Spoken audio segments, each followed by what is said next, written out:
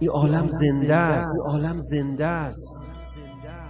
ما تو این عالم زنده، ما تو این عالم پر از قوانین محکم داریم زندگی میکنیم. بد میشیم، همه با ما بد میشن.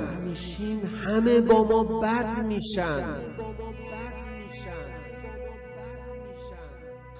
وقتی ما به سمت خدا نمیریم، به سمت خدا در تکاپو نیستیم، عاشقانه به سمت خدا حرکت نمی کنیم، همه با ما دشمن میشن، همه با ما بد میشن.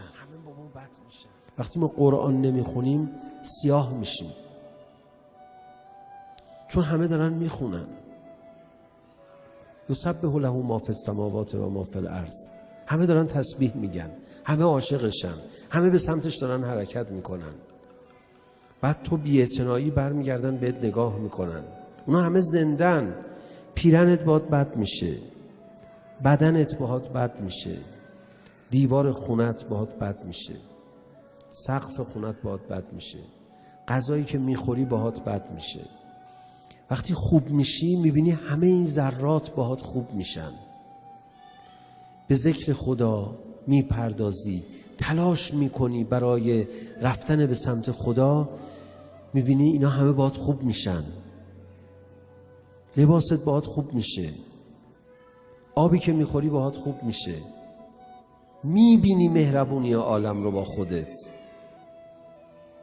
خونه‌ای که توش زندگی میکنی در و دیوار باهات خوب میشن. احساس تنهایی و وحشت درت از بین میره. غم و غربت نمیگیرده. این عالم زنده است. بارها خدا از زنده بودن این عالم حرف زده. آخه خدا که نعوذ بالله الکی حرف نمیزنه که این سنگ ها دارن تسبیح میگن. خدا یه چیزی هم داری میگی ها، چیکار میکنن اینا؟ کوشن، چجوری تسبیح میگن؟ نه واقعا دارن میگن. ما تو این عالم زنده، ما تو این عالم پر از قوانین محکم داریم زندگی میکنیم. بد میشیم، همه با ما بد میشن.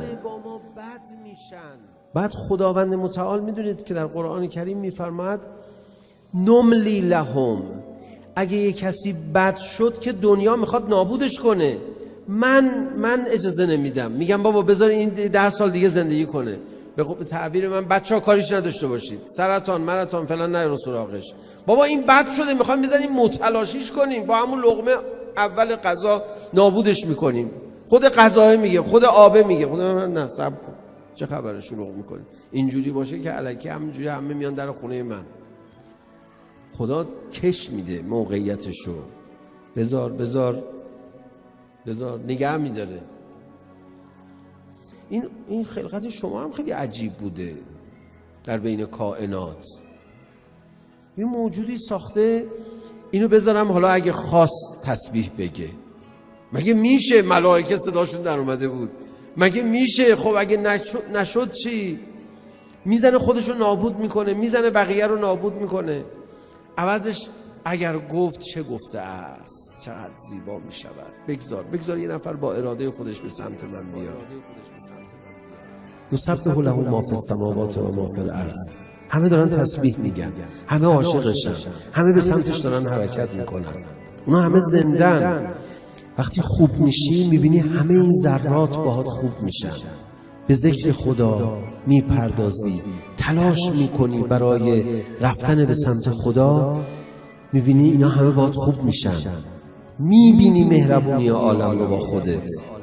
این عالم زنده است.